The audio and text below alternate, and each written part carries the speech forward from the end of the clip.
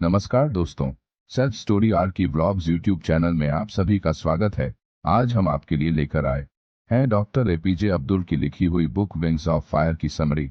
Wings of fire Bharat के प्रसिद्ध वैज्ञानिक और भारत के 11वें राष्ट्रपति डॉक्टर जेपीजे अब्दुल कलाम द्वारा लिखी गई एक प्रेरणादायक आत्मकथा है।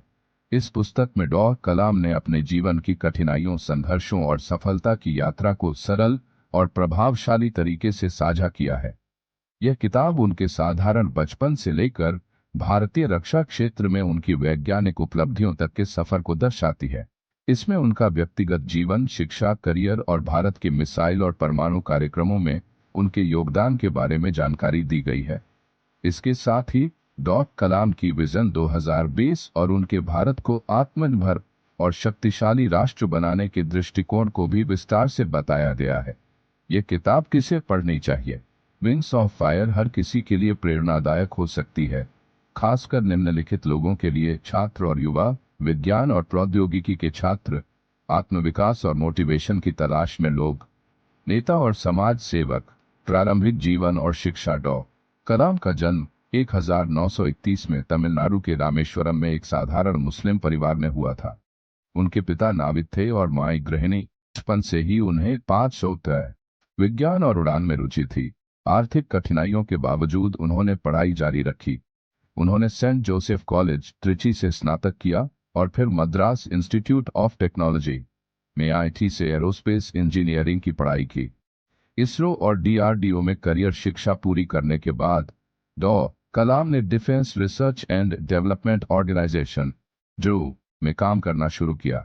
बाद में वे भारतीय अंतरिक्ष अनुसंधान संगठन इसरो में शामिल हुए, जहां उन्होंने भारत के पहले सैटेलाइट लॉन्च व्हीकल एसएलवी के विकास में महत्वपूर्ण भूमिका निभाई, जिसने रोहिणी उपग्रह को सफलतापूर्वक कक्षा में स्थापित किया। बाद में वे डीआरडीओ लौटे और अग्नि, पृथ्वी, आकाश, त्रिशूल और नाग मिसाइलों के निर्माण में योगदान दिया, जिससे उन्हें मिसाइल मैन ऑफ इंडिया कहा जाने लगा। भारत के परमाणु कार्यक्रम में योगदान: कलाम ने 1998 के पोखरण परमाणु परीक्षण में महत्वपूर्ण भूमिका निभाई, जिससे भारत एक परमाणु शक्ति संपन्न राष्ट्र बन गया। यह उपलब्धि भारत की तकनीकी प्रगति का प्रमाण बनी। कलाम का दर्शन और भारत के लिए दृष्टि: कलाम ने हमेशा कड़ी मेहनत, आत्म अनुशासन और नवाचार इनोवेशन पर जोर दिया। उन्होंने शिक्षा, विज्ञान और युवाओं के सशक्तिकरण को भारत के विकास की कुंजी माना। उन्होंने विजन 2020 की कल्पना की, जिसका लक्ष्य भारत को एक विकसित और आत्मनिर्भर राष्ट्र बनाना था। निष्कर्ष: इस पुस्तक से सीखने योग्य बातें: बड़ा सोचें और मेहनत करें। असफलताएं सफलता की सीढ़ी होती हैं। शिक्षा और समर्पण से जीवन बदला जा सकता है। देश की प्रगति के लिए विज्ञान और नवाचार जरूरी है।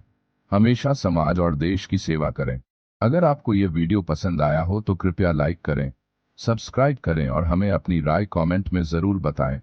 लाइक, सब्सक्राइब एंड कमेंट करके हमें और बेहतर बनाने में मदद करें।